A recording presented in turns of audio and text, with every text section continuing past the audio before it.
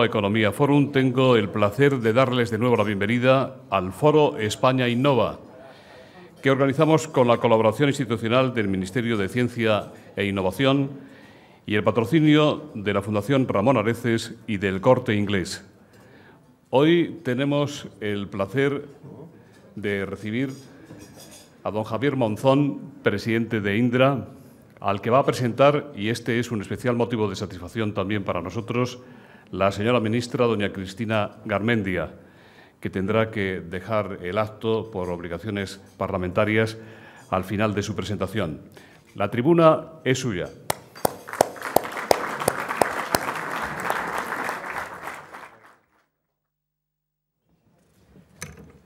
Muchas gracias, autoridades, amigos y amigas empresarios, rectores magníficos, amigos periodistas. Yo, en primer lugar, quiero felicitar a Nueva Economía por la celebración de encuentros como este y por el acierto de haber elegido a un ponente como el de hoy, Javier Monzón, que es claramente un símbolo de lo que representa la innovación en España. En los 2 años que han transcurrido desde que tuve el privilegio de inaugurar este ciclo de desayunos, han pasado muchas cosas en España y también muchas cosas en nuestro sistema de ciencia e innovación. Por ejemplo, hoy los ciudadanos de nuestro país se muestran mucho más interesados por las actividades de ciencia e innovación. Según la última encuesta de percepción social de la ciencia, en los 2 últimos años ha incrementado un 36% los ciudadanos que muestran interés por las actividades de ciencia e innovación. Y además también ha incrementado de una manera muy sustancial el número de ciudadanos que vinculan a la ciencia con el desarrollo de la economía y con la generación de empleo. Y yo quiero pensar que las políticas del Ministerio de Ciencia e Innovación, con iniciativas tan relevantes como la nueva Ley de la Ciencia o la Estrategia Estatal de Innovación, tienen algo que ver con este cambio de tendencia. De la misma manera, estoy convencida de que ejemplos como los de Indra, la compañía que lidera Javier Monzón, resultan desde luego absolutamente esenciales para mostrar el potencial transformador que tiene la innovación para el desarrollo de nuestra sociedad y de nuestra economía. Y es que nuestro ponente de hoy preside una empresa que hoy compite, gracias a su apuesta por la I+D, compite con las primeras multinacionales de todo el mundo en sectores de amplio recorrido y en sectores que tienen un enorme potencial de futuro. Indra cuenta con más de 30.000 profesionales de 40 nacionalidades, 78% de ellos titulados y de alta especialización. Invierten en I+D alrededor del 7% de sus ventas, lo que significa unos 500 millones de euros en los últimos 3 años, y figura entre las 10 mayores inversoras del mundo en I+D+I en su sector. Indra está también, lógicamente, entre las top 10 de las compañías españolas que invierten en I+D. Y estos, dijéramos, campeones nacionales han vuelto a demostrar recientemente su fortaleza y su compromiso con la innovación. Recientemente, en unos datos que han sido publicados por la Comisión Europea, vemos que las grandes compañías españolas han incrementado un 15%, más de un 15%, su inversión en I+D en el año 2009, un año difícil para todos, un año de crisis y un año en el que estas compañías en España significa el país que más ha invertido de toda la Unión Europea en términos de crecimiento, seguido muy de lejos por Dinamarca, cuyas grandes empresas han incrementado su inversión en I+D un poco más del 2%.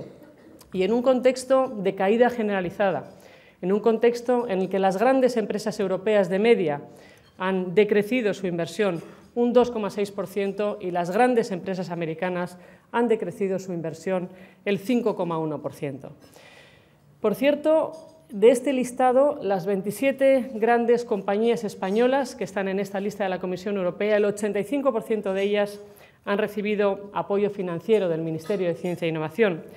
Y yo creo que no está de más recordarlo en este momento, cuando hay algunos líderes políticos que apuestan por la supresión de este ministerio como teórica medida oportuna para salir de la crisis. Yo estoy convencida que Javier Monzón, científicos que hay en la sala y emprendedores no están de acuerdo en absoluto con esta medida, y yo francamente me quedo con estas opiniones que son las que cuentan para el Ministerio. Javier Monzón Nace en Madrid en 1956. De formación económica, su primera etapa profesional estuvo ligada al mundo financiero. Inició su carrera en Caja Madrid, coincidiendo con la reforma Fuentes Quintana. A pesar de su gran juventud en aquella época, fue seleccionado como miembro del equipo encargado de adaptar Caja Madrid a este nuevo marco de funcionamiento. Desempeñó esta tarea con éxito y en un corto espacio de tiempo fue nombrado director de banca corporativa. Con 28 años es contratado por Telefónica como director financiero y de nuevo tiene la ocasión de desempeñar un papel relevante como responsable de la internacionalización de las finanzas de la primera compañía española, además de impulsar el proceso de innovación financiera que Telefónica tuvo que acometer en aquella época. Responsable de la cotización de Telefónica en varios mercados internacionales, merece especial atención la salida a bolsa en Nueva York, la primera llevada a cabo por una compañía española. De esta situación tiene que decidir si continúa con la carrera en el mundo financiero, donde había recibido, se puede imaginar que varias ofertas, para continuar siendo protagonista de la transformación de las finanzas del país, o pasar a ámbitos de gestión empresarial muy relacionados con la innovación. En 1987 asume la Dirección General de Telefónica, responsable de todas las actividades no reguladas, el llamado Grupo Industrial de Telefónica, el área de internacional y el área de desarrollo corporativo. Se encargó de racionalizar las diferentes empresas tecnológicas, núcleo de lo que ha sido el sector de las tecnologías de la información en España, además de impulsar las primeras compras de compañías de telecomunicaciones en Latinoamérica, pilar fundamental del desarrollo internacional de Telefónica. Con este bagaje y un breve paréntesis en una organización multinacional de primer orden que le permitió completar su experiencia internacional, tiene la oportunidad de incorporarse como máximo responsable de un grupo de empresas que muy poco tiempo más tarde daría lugar a Indra, proyecto que él concibe y ve la luz en un año de crisis, el año 1993, como otros tantos proyectos empresariales que emergen de las crisis a lo largo de la economía. Como a él le gusta decir, ha vivido varias etapas en esta empresa. Los primeros años los dedicó a definir el proyecto y a hacerlo viable. En 1998, los parámetros globales de Indra ya se comparaban favorablemente con el resto del sector y en 1999 colocó el capital pendiente en bolsa, el 60%. La siguiente etapa fue un periodo de fuerte crecimiento y rentabilidad, situándose a la cabeza de las compañías del sector en Europa, lo que preparó a Indra para acometer el siguiente reto: ser capaz de competir en cualquier lugar del mundo. Con presencia en más de 100 países, el empeño actual es convertirse en una compañía multinacional con sede en España, capaz no solo de atender a los clientes de cualquier lugar del mundo, sino también de atraer talento y disponer de capacidades de producción en los países seleccionados.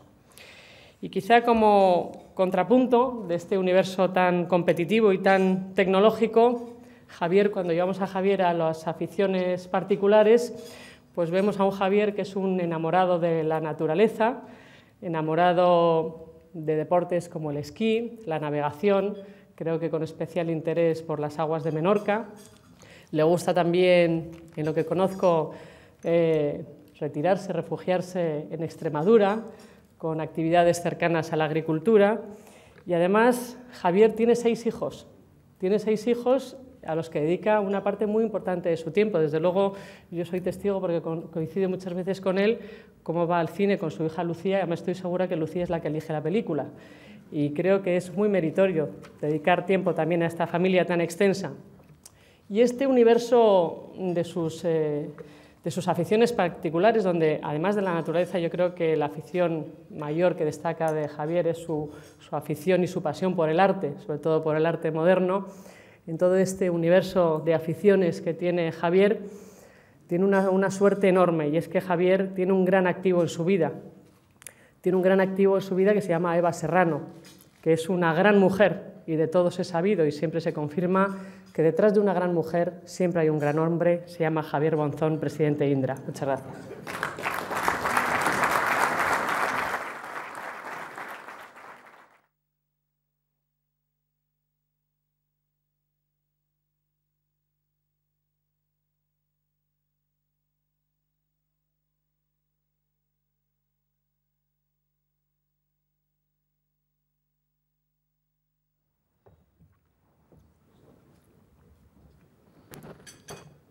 Bueno, buenos días a todos. Despedimos a la ministra. En primer lugar, permítame agradecer a los organizadores esta oportunidad de compartir este desayuno, que estoy seguro que el desayuno será mejor que mi intervención, y espero que el motivo por el que hayan venido muchos de ustedes sea la calidad del desayuno que ofrece este hotel en este foro y no solo lo que yo les pueda decir. Como se imaginarán, las palabras de la ministra pues se deben más seguramente al afecto y a una cierta conocimiento personal que a la ecuanimidad y equilibrio de una observación objetiva. Además, ahora en este mundo de las tecnologías de la información que vivimos, donde ya todos perdemos la intimidad y cualquiera averigua tus aficiones y circunstancias personales con gran rapidez, poco podemos hacer, ¿no? Bueno, felicitar también a los organizadores y los promotores de este Foro Innova, que yo creo que este foro ya es en sí mismo es una buena noticia, porque seguramente es un reflejo de algo que en España ya es generalmente aceptado o mayoritariamente aceptado, y es que la innovación debe ser o es una prioridad en nuestro país.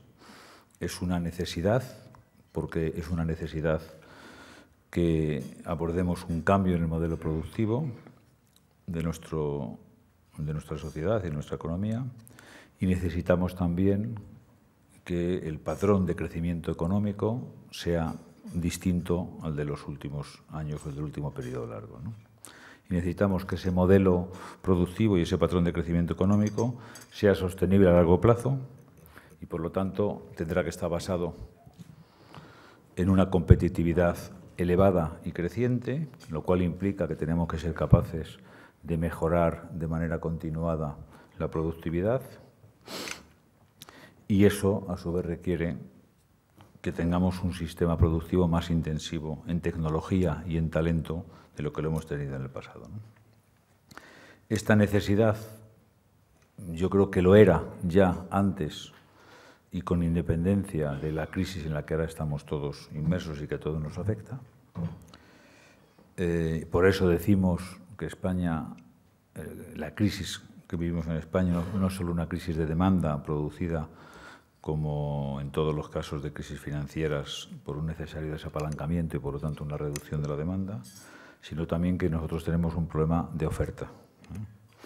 Y ya saben que constituimos un caso relativamente único, porque hemos sido capaces de crecer a tasas elevadas durante un periodo largo de tiempo y, a la vez, reduciendo sistemática y continuadamente la productividad total de los factores, es decir, la fuente central y básica de la competitividad de una economía, ¿no? De manera que nosotros, reduciendo nuestra productividad y nuestra competitividad, hemos crecido mucho, bien y más que en los países de nuestro entorno. Pero no parece que eso seamos capaces, o nadie confiamos en que eso lo podamos repetir por otro periodo igual de largo, ¿no? El que coincida la crisis con esta necesidad de cambio de modelo añade y va a añadir algunos problemas. Uno es las dificultades propias de tener que hacer este cambio, esta transformación, se van a ver ampliadas porque, como decía ahora, hacer esto y a la vez desapalancarse, desapalancarse significa menos balance, por lo tanto significa reducir las salidas de caja, y una de las salidas principales, obviamente, es la inversión, sean activos fijos o intangibles. Y al igual que en la vida, todos sabemos que es muy difícil chupar y soplar al mismo tiempo, pues en las empresas desapalancarte y a la vez invertir en intangibles, invertir en futuro, pues no es lo que estamos más acostumbrados a hacer, ¿no? Y luego porque esta crisis implica que vamos a vivir largo tiempo con muchas menos facilidades financieras. Y no es siempre ni mayoritariamente donde se genera la innovación, donde ya existe más base de capital, sino que normalmente la innovación requiere que la capacidad de atraer capital a los proyectos innovadores. Y eso lo vamos a tener que hacer en un contexto donde el capital va a fluir menos, en menos volumen y con menos agilidad. Bueno, antes de comentar cómo veo yo la situación de la innovación en España, que es lo que el título de hoy dice y se me ha pedido, quería hacer unos comentarios sobre la innovación en sentido general. En primer lugar, el valor que la innovación representa tiene lugar, a mi juicio, solo exclusivamente cuando se integra en la actividad empresarial. Aunque pueda parecer un poco excesivo, y habiendo aquí sobre todo representantes de magníficas universidades y centros de investigación, yo creo que igual que las ventajas competitivas las creamos las empresas, las ventajas competitivas no las crean los gobiernos ni las crean las instituciones, yo creo que la innovación la hacen y la hacemos las empresas. O dicho de otra manera, o la innovación es empresarial o no es innovación. Por lo tanto, dicho, ya sé que toda simplificación, siempre con el riesgo de ser malinterpretada, pero digo, los gobiernos no innovan y los centros de investigación, las universidades no innovan. Generan conocimiento, investigan, desplazan la frontera de los conocimientos, pero para que la innovación sea generada el valor, tiene que insertarse en la función empresarial. De manera que si necesitamos y queremos más innovación, necesitamos más empresa. Aumentar la innovación significa aumentar la capacidad empresarial o emprendedora.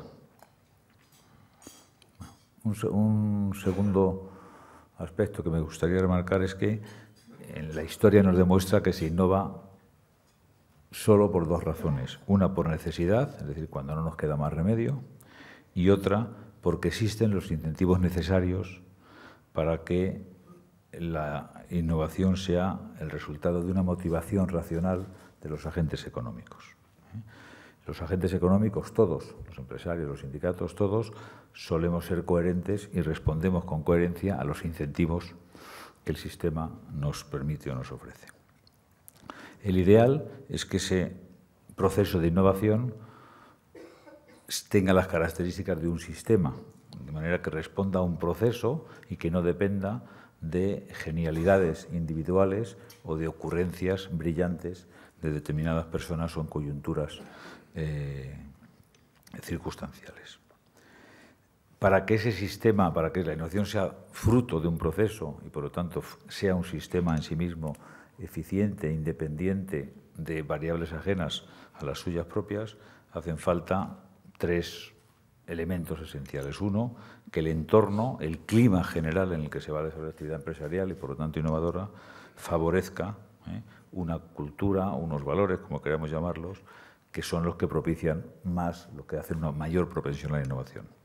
Y entre ellos tiene que haber una alta vocación por la ciencia, por lo técnico,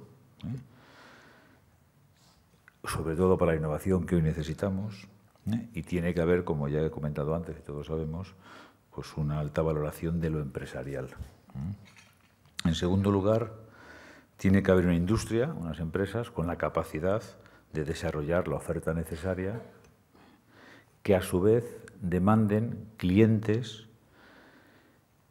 que sean cercanos y accesibles y que sean clientes demandantes de innovación, que sean clientes que de manera temprana generen una demanda efectiva sobre determinados aspectos que puedan implicar un proceso innovador. Bueno.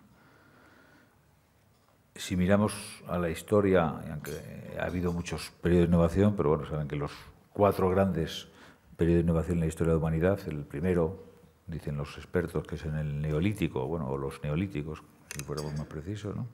El segundo es la Revolución Industrial, el tercero es el final de esa Revolución Industrial, pero tiene tal importancia en sí misma que se analiza como uno separado, que es el gran complejo industrial militar que se crea fundamentalmente, se articula en Estados Unidos después de la Guerra Mundial y el periodo de la Guerra Fría, en donde se dan estas 3 circunstancias que decía, ¿no? Unos clientes, en este caso los clientes que tienen la función de la seguridad nacional y mundial, que hacen una demanda extremadamente innovadora, un entramado industrial de generación de conocimiento y de investigación que se articula como un sistema y que produce la mayor cantidad de conocimiento nuevo que nunca se ha producido en la historia de la humanidad, y a su vez un entorno general y un clima favorecedor de la actividad empresarial, emprendedora y de la innovación, ¿no? Y ahora estamos en la cuarta revolución innovadora, que es lo que denominamos la sociedad del conocimiento, ¿no? Como luego diré, en España las anteriores no las hemos sabido aprovechar bien, o todo lo que nos hubiera gustado, y nuestro reto es esta actual de la sociedad del conocimiento, aprovecharla como los que más o no.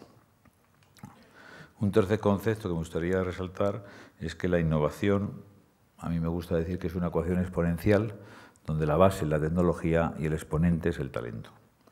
La tecnología ya sabemos que se desarrolla y se genera, porque la tecnología es conocimientos de ciencia, conocimientos técnicos y recursos dedicados a la investigación y a generar conocimiento y a elaborar conocimiento. Y el talento se adquiere y además se practica y se pueden desarrollar las habilidades y las capacidades necesarias para que una sociedad produzca talento en cantidad y en calidad. Un cuarto comentario es que una economía innovadora se desarrolla y sobre todo se asienta en periodos largos, normalmente una generación o más, de manera que no es posible consolidar una economía fuertemente innovadora en pocos años. Y además, a la economía innovadora le va mejor un tipo de empresa o empresario que otro. Dicho sea de paso, yo creo que todos los empresarios merecen el máximo respeto, pero hay un tipo de empresario que es más propenso a la innovación. Es ese empresario que Schumpeter decía que enfrenta la lógica del mercado, o aquel empresario que Keynes llamaba irracional y que comparaba con los exploradores, que es el gran mundo al que todos los inquietos intelectualmente miraban en la primera parte del siglo pasado, ¿no? Eso Keynes decía, y él comparaba, que el buen empresario debía parecer mucho a esos exploradores de principios de siglo, y él decía que si hubieran hecho un cálculo racional para determinar el valor presente de las expectativas futuras de su aventura, ninguno hubiera emprendido sus exploraciones que dieron lugar, que cambiaron el horizonte del mundo. Como decía Keynes, que la función del empresario es cambiar el horizonte de la economía, que es eso que llamamos más sofisticadamente desplazar la función de producción, ¿no? Bueno, entonces, algún componente de irracionalidad y de no sometimiento absoluto a las reglas y normas o disciplinas que hoy llamamos los mercados parece que hace falta para que haya un espíritu empresarial y emprendedor potente, ¿no? Y va mejor la innovación, un espíritu empresarial que responda a una ambición, a un, vamos a decir, proyecto de vida, sea individual o colectivo, y que sin duda no hay empresas sin negocios, pero, como también me gusta decir algunas veces, yo creo que las empresas, la razón de ser de las empresas no es hacer negocios, y algunos lo han comparado esto con las personas y la función de respirar, ¿no? Si no respiramos nos morimos, pero las personas no vivimos para respirar, las personas vivimos para desarrollar un proyecto de vida o una ambición que es lo que nos tiene que mover. Es verdad, de todas maneras, que tenemos que hacer buenos negocios. Yo recuerdo, eso no lo conocí yo, pero me contaron que cuando se desarrollaron en España las primeras escuelas de management, ¿no?, de negocios, había un profesor que en la primera clase explicaba la diferencia entre negocio y empresa. Entonces decía, bueno, un negocio es alguien que ve que hay una necesidad insatisfecha y desarrolla una actividad para cubrir ese hueco del mercado. Y a medida que eso crece, luego corto, pues uno se da cuenta que tiene que hacer algo de publicidad y de marketing y desarrollar una función comercial más potente. Luego ve que tiene que gestionar recursos, entonces crea un departamento de recursos humanos, después tiene que planificar y hace un departamento de planificación, luego te da cuenta que la calidad y el control, y un departamento de control y calidad, y a la empresa, pues esto ya va dando lugar a una estructura compleja, y él dice, entonces ya tenemos una empresa con todos sus componentes, y decía él, y seguramente habremos dejado de tener un negocio, ¿no? Bueno,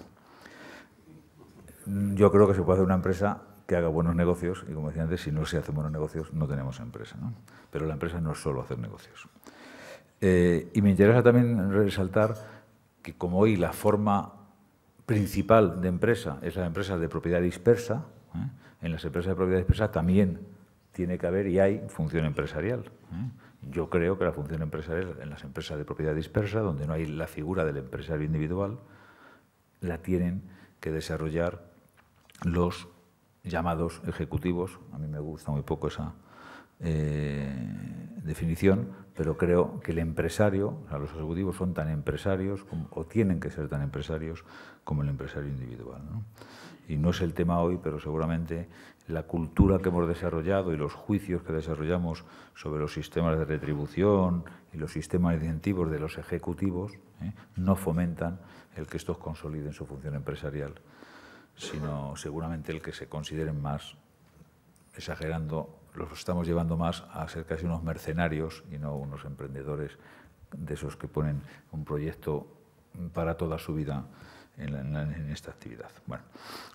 Y, por último, el espíritu emprendedor y la capacidad emprendedora tiene que estar distribuida a lo largo y ancho de toda la organización empresarial en cuanto esta empieza a ser un poquito compleja.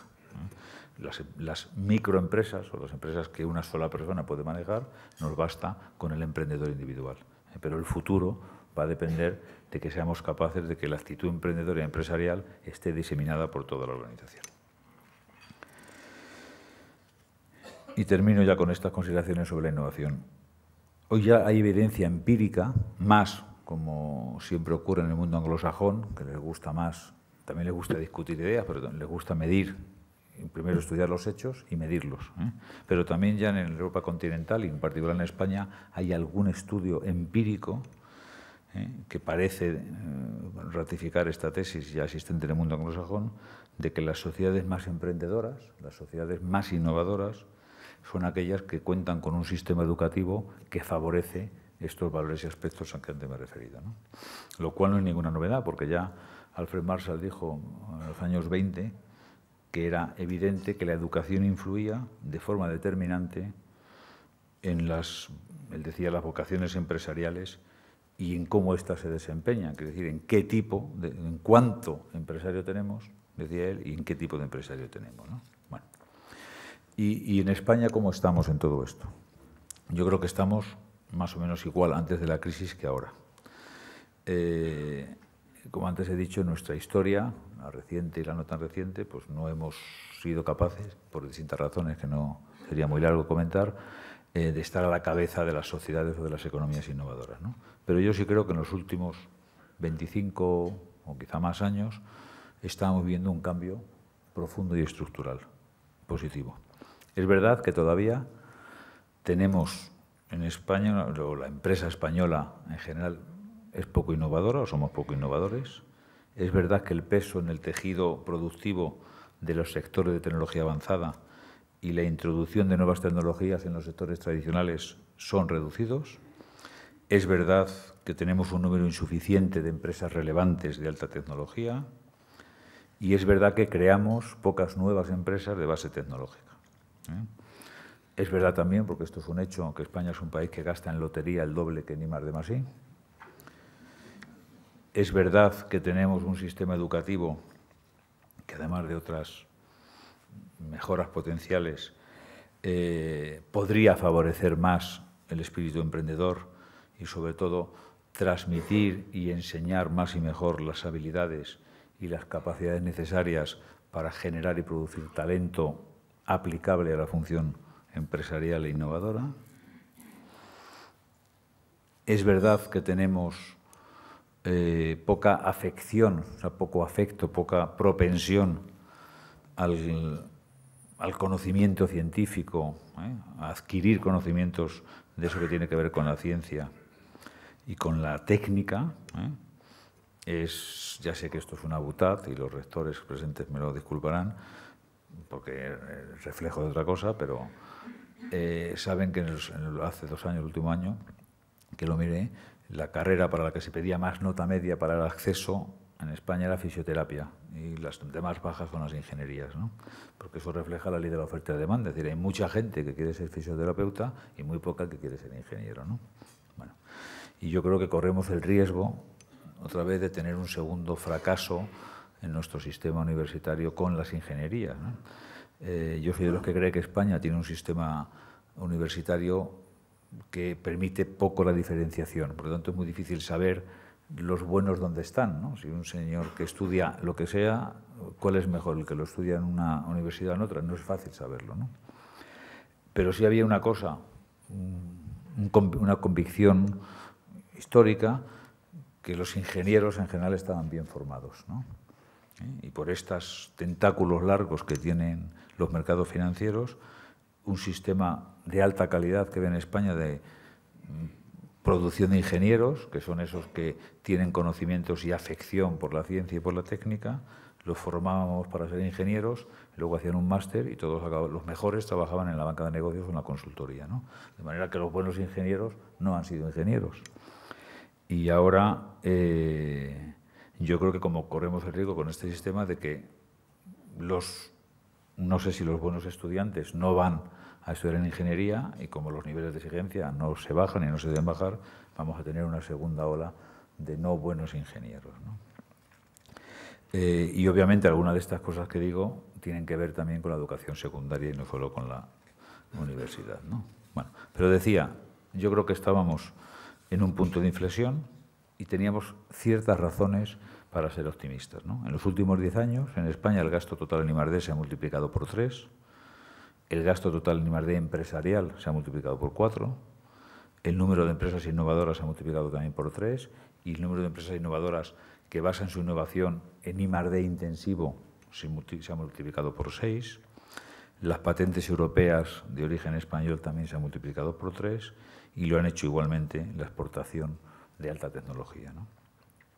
Y es verdad, y todos sabemos, que en los últimos década o 2 décadas, pues la capacidad y el dinamismo empresarial que ha mostrado la economía española, yo creo que a muchos nos ha sorprendido y eran desconocidos, ¿no?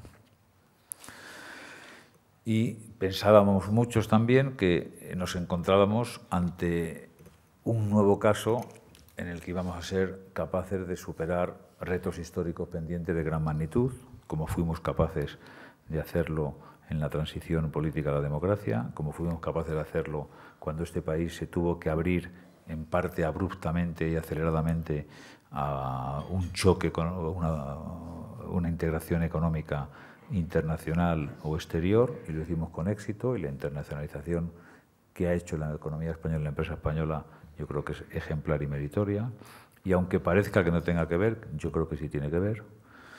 Lo que ha pasado en años muy recientes con el deporte español es otro ejemplo de retos colectivos que la sociedad se ha sido capaz de hacer, porque ya no se trata de alguna genialidad individual, sino parece que tenemos ya un sistema que fabrica, que produce capacidad competitiva en toda clase de deportes y en muchos de ellos, como sabemos todos, en los primeros niveles y de élite, ¿no? No solo los producimos aquí, sino que los exportamos con éxito, ¿no?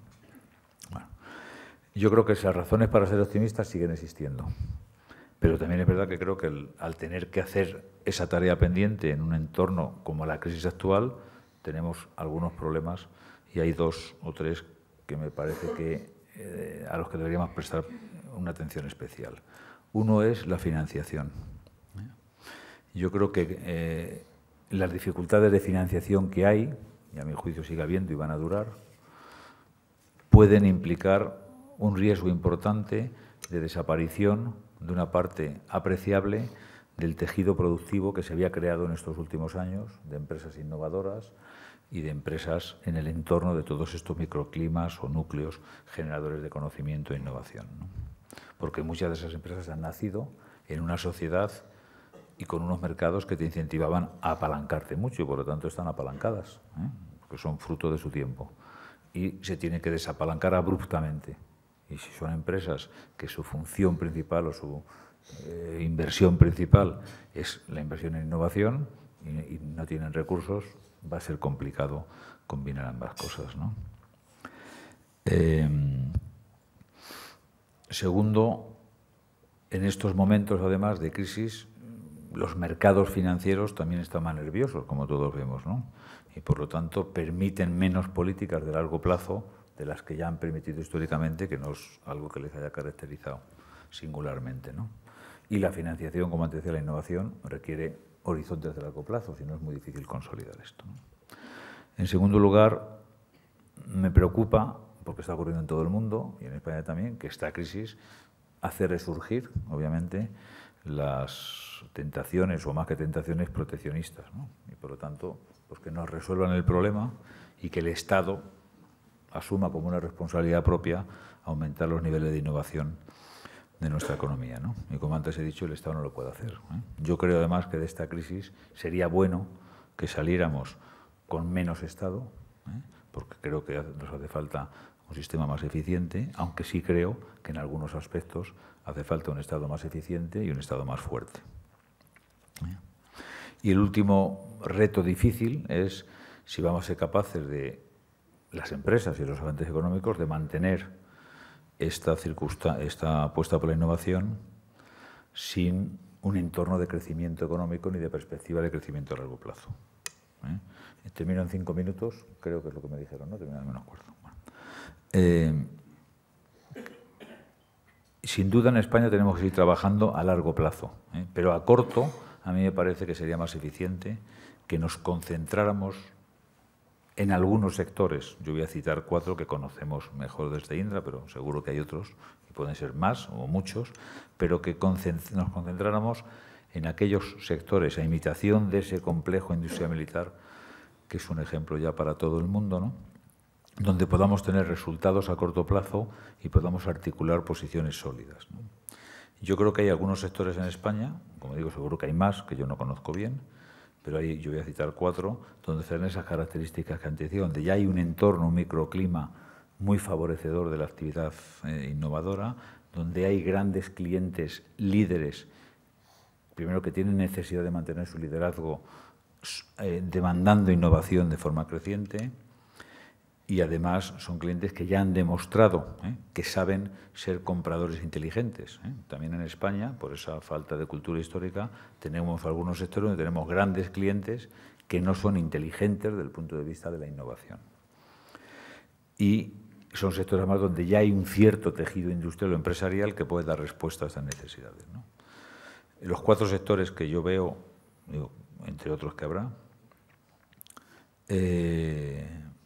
son los que tienen que ver con la movilidad o la dotación de inteligencia de las infraestructuras, tanto vinculadas al tráfico aéreo y aeropuertos, como el transporte ferroviario, por carreteras, como la problemática de movilidad en las ciudades.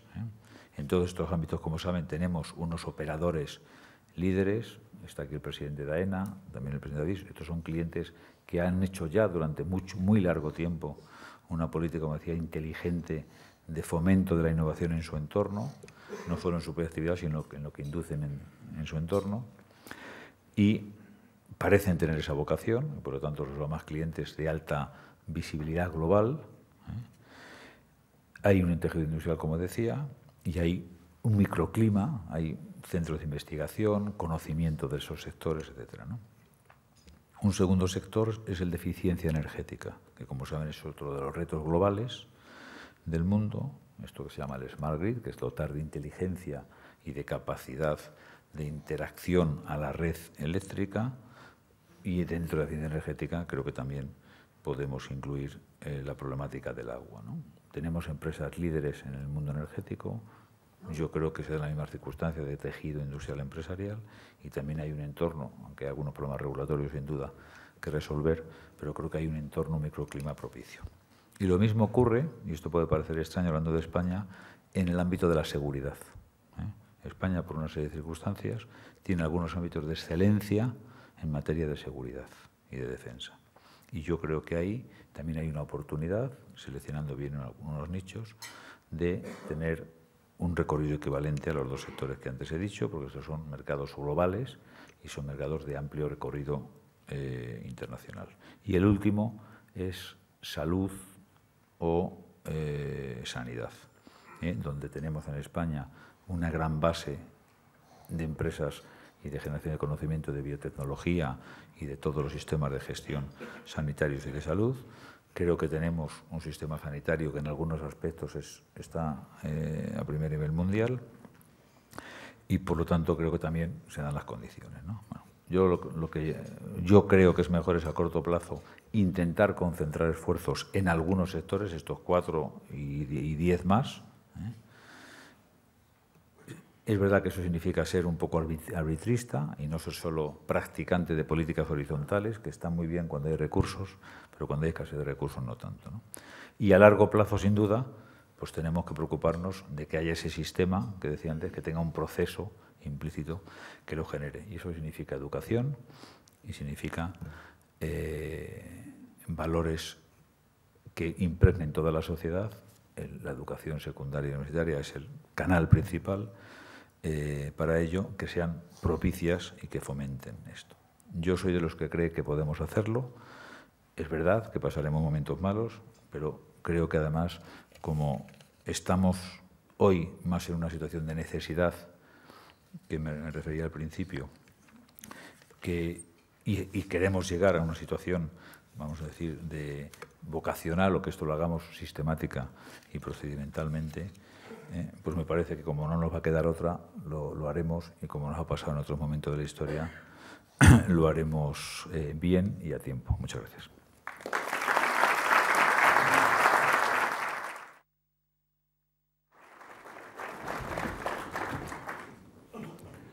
Muchas gracias, don Javier.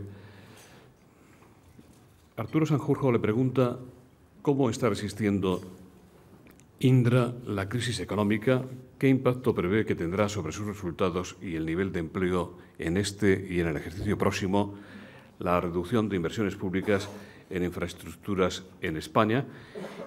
Y también le pregunta si serán suficientes para amortiguarlo los nuevos proyectos que se ha adjudicado Indra en los más de 80 países en los que está presente la compañía. Bueno, pues nosotros estamos pasando la crisis sufriendo, como todos.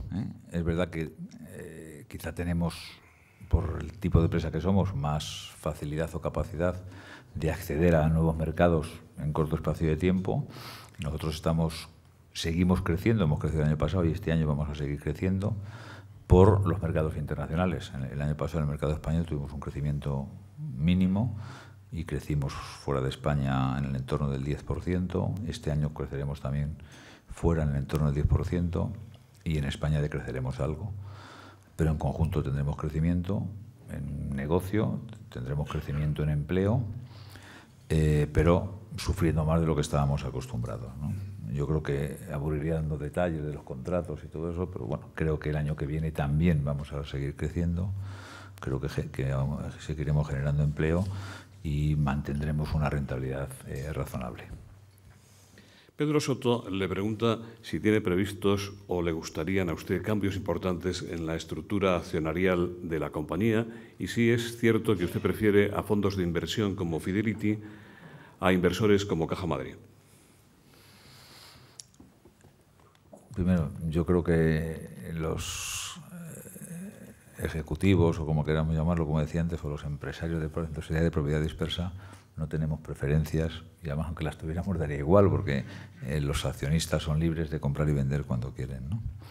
Pero yo no tengo ninguna preferencia por unos tipos de inversores que de otro. En concreto, lo que cita el señor Soto son dos accionistas que han sido magníficos para Indra. Caja Madrid es accionista del año 98 y ha sido un accionista excelente.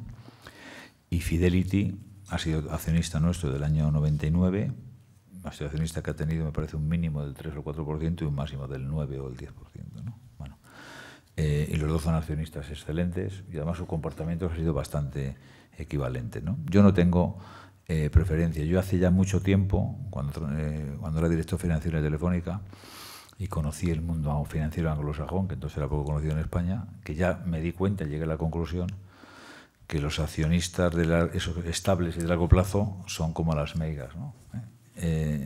Yo creo que todo accionista que invierte en una compañía cotizada es porque valora mucho la liquidez, como es lógico, ¿no?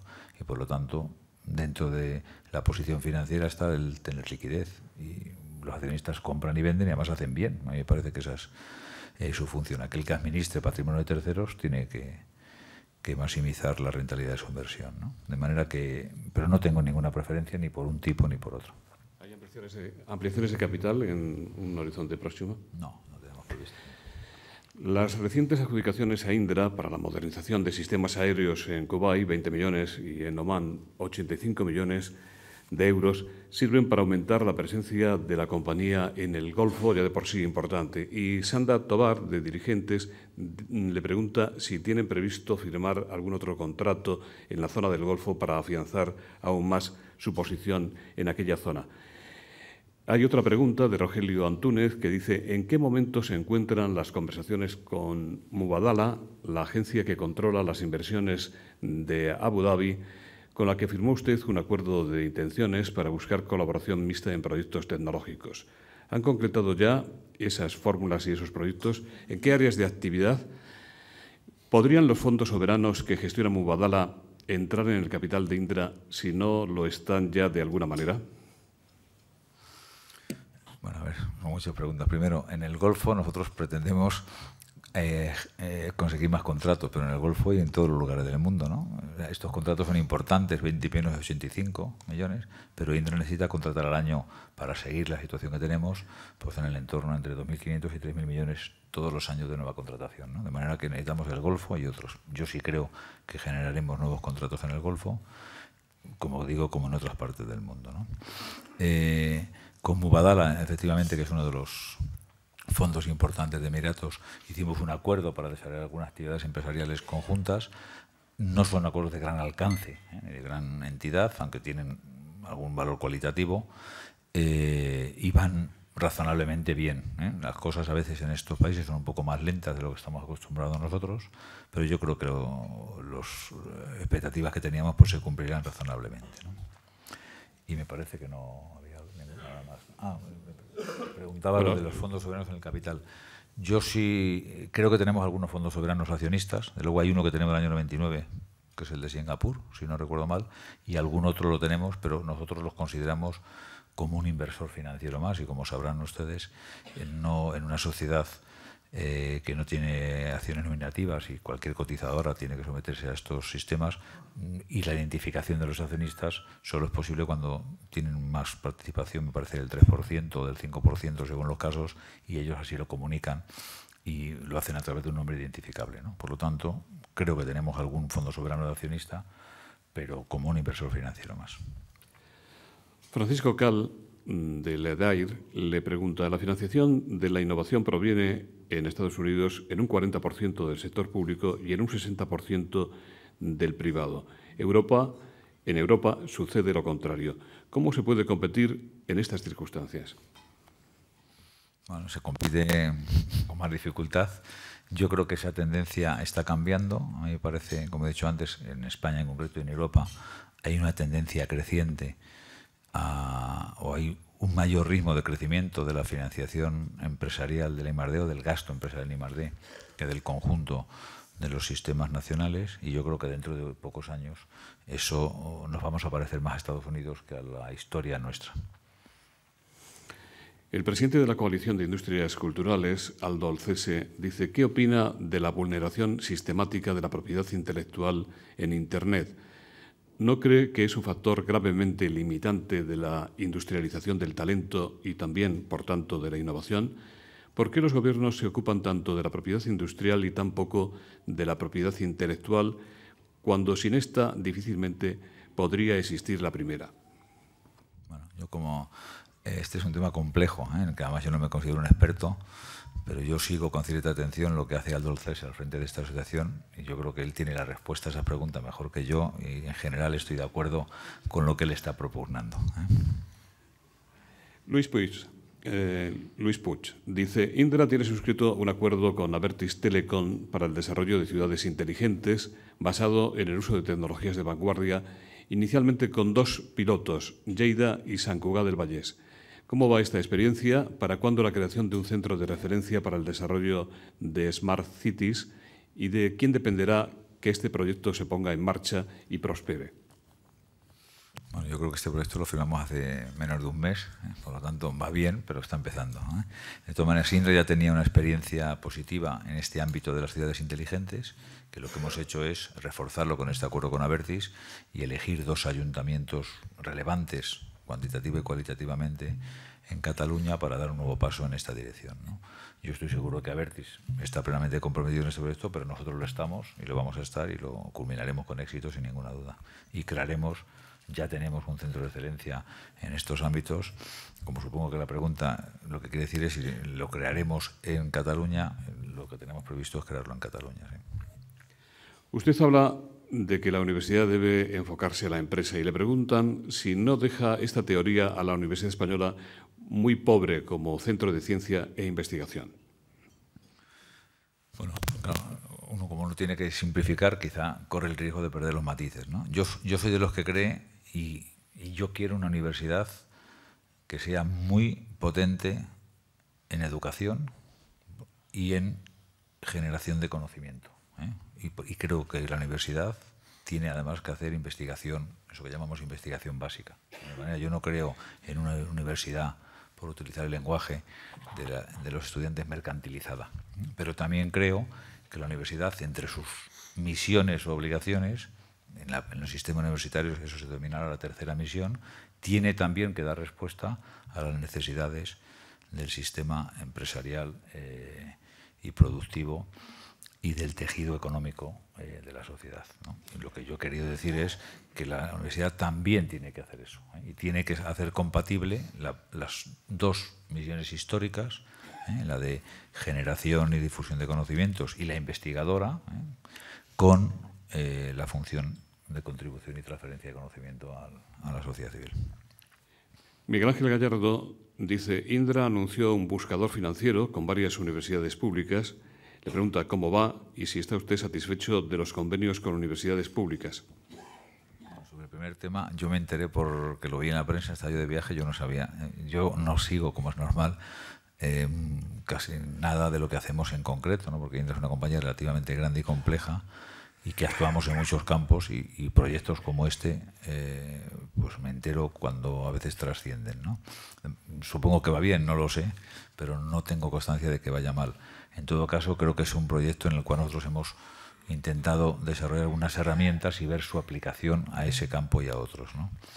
En cuanto a nuestra colaboración con las universidades, nosotros tenemos, creo que cerca de 100 acuerdos de colaboración con universidades españolas y no españolas, y una de las pilares de nuestro proceso de innovación es externalizar parte de ese proceso en centros de conocimiento o de investigación, sean universitarios o no, pero con universidades mucho y estamos muy satisfechos. Rafael Salgueiro, de Arteiso Telecom, le pregunta si cree que es posible seguir fabricando dispositivos o equipos electrónicos en España y en qué condiciones. Bueno, yo creo que sí es posible hacerlo y obviamente pues hay que hacerlo en condiciones competitivas, pero yo creo que hay muchos ámbitos donde todavía se puede hacer con competitividad. Es cierto que a lo mejor la fabricación masiva en algunos segmentos de equipos o componentes electrónicos que son o muy intensivos en mano de obra o que requieren otras características, podemos no ser tan competitivos, ¿no? Pero yo creo que esa actividad sobre todo requiere base de capital y tecnología, no tanto mano de obra, vamos a decir, de baja cualificación. La propia señora ministra, que le ha presentado esta mañana, ha reconocido y destacado el liderazgo tecnológico de Indra. Amparo López le pregunta qué nivel o porcentaje de autosuficiencia tiene en las diferentes áreas de la compañía, cuántas patentes propias utiliza en proporción a las ajenas por las que paga royalties y cuántas patentes logra registrar Indra al año. Primero, nosotros prácticamente no utilizamos patentes ajenas ni pagamos royalties, ¿eh? Es verdad que nosotros también somos un poco víctima de esta cultura española de patentar poco, pero también es verdad que una parte importante de nuestra actividad más innovadora se hace en ámbitos donde es muy complejo patentar, ¿no? Como saben, los desarrollos de software son muy difícilmente patentables y las aplicaciones concretas también. No es un tema que preocupa ni a nosotros ni a la industria de nuestro sector, porque las barreras de entrada que creas con un desarrollo de estas características no se protegen más porque esté patentada, sino porque creas una distancia con tus competidores, ¿no? En todo caso, nosotros estamos haciendo una revisión de todo este proceso de patentes para ver si en algunos ámbitos nos interesaría patentar más, ¿no? No sé el número exacto de patentes que hacemos, sé que son un número relevante, pero no sabría decir el número con precisión. Una parte del crecimiento de Indra se ha debido a la compra de otras compañías a lo largo del tiempo que habían desarrollado soluciones tecnológicas que se han integrado en la oferta y en los propios desarrollos de su compañía, de Indra. Le pregunto a Jorge Camariñas si está plenamente satisfecho con el nivel de integración cultural ¿O es mejor decir que el mestizaje es bueno en este tipo de empresas? Nosotros estamos razonablemente satisfechos de cómo hemos hecho las integraciones, ¿no? Yo creo que en integraciones empresariales lo importante es hacerlas rápido y del primer día con mensajes claros a la organización. Es verdad que inevitablemente, si optas por esta forma de hacer las cosas, a lo mejor pierdes un poco de riqueza cultural o de matices. Pero yo creo que ganas en eficiencia. Nosotros lo hemos hecho así, nos ha ido bien, hemos integrado las compañías rápido. Yo creo que no hemos perdido talento, porque de los equipos directivos que hemos integrado y del resto de los profesionales hemos cuidado mucho y sí hemos seguido y medido y hemos tenido muy poca no continuidad de las personas que nos interesaban. Y por lo tanto creo que lo hemos hecho bien, como digo, con decisión y con rapidez. Julia Santamaría dice que usted preside una de las empresas españolas mejor situadas en el ranking europeo y también a nivel mundial de las compañías más innovadoras. ¿Qué cree que le falta a España en su marco normativo y fiscal al apoyo de las administraciones para que nuestro país despegue en este sentido? ¿Y qué impacto prevé que tendrán la Ley de Economía Sostenible, la Ley de la Ciencia y otras iniciativas legislativas, considerando el escaso peso relativo que este renglón tiene en los presupuestos generales del Estado para el año próximo? Yo creo que el marco normativo y fiscal que tenemos en lo que tiene que ver con la innovación, a mí me parece que es bastante bueno y es de los mejores de Europa, ¿no? Yo honestamente no creo que haga falta hacer mucho más. Siempre es mejor, ¿no? Más deducciones fiscales y más incentivos, más subvenciones, pero yo creo que ese no es el problema ni el elemento central del que va a depender el futuro de nuestro sistema de innovación, ¿no? En general, yo creo que lo que a este respecto se dice en la Ley de Economía Sostenible, en la Ley de la Ciencia y en los planes 2020, etcétera, que impulsa el Ministerio de Ciencia y Tecnología, yo creo que están bien enfocados.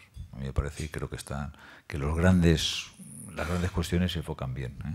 Como he intentado decir, yo creo que en esto la Administración Pública tiene un papel que jugar, una responsabilidad, y lo mejor es que favorezca. Es muy importante que no entorpezca, que no dificulte, porque a veces, yo cuando antes decía menos Estado, una de las cosas que a mí me preocupa cuando hay un exceso de administración pública no es lo que hacen, bien o mal, sino lo que no dejan hacer, porque al final mucha administración necesariamente es más interferencia con los agentes económicos y productivos, ¿no? Pero bueno, decía, yo creo que en el ámbito de innovación a mí no me parece que tengamos un gran problema en lo que hace la administración pública, ¿eh? Yo creo que es verdad que en esta época de ajuste presupuestario sería deseable más recursos. Yo creo que razonablemente los principales capítulos se están manteniendo, pero como digo, no creo que ese sea el problema de nuestro sistema de innovación. Usted defiende al empresario innovador frente al más tradicional de sectores que vimos crecer hasta hace poco tiempo. Le piden desde las mesas de prensa si nos puede ampliar usted esta opinión. José Luis Sastre dice, ¿qué está haciendo Indra para fomentar el emprendimiento de nuevas empresas? ¿Dedica algún fondo a invertir en nuevas empresas innovadoras? ¿Fomenta entre sus empleados el desarrollo de nuevas ideas? Bueno, contesto primero a lo segundo y luego a lo primero. Nosotros sí procuramos, como antes he dicho, que esa función emprendedora e innovadora se disemine a lo largo de toda la organización y en los ámbitos donde nosotros tenemos influencia, que eso es en nuestro entorno, por lo tanto en nuestros proveedores, en alguna medida, si podemos, también en nuestros clientes y en los centros de generación de conocimiento a los que podemos acceder, Y tenemos programas específicos para cada uno de esos. Tenemos también programas para generar la actitud emprendedora e innovadora de nuestros propios profesionales.